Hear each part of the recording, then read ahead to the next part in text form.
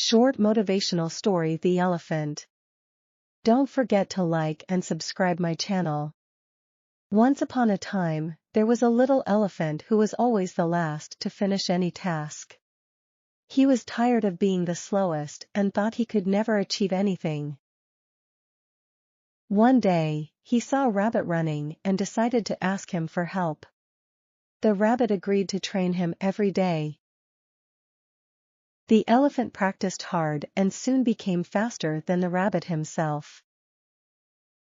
From that day on, the little elephant felt confident and never gave up. He learned that with determination and hard work, anything is possible.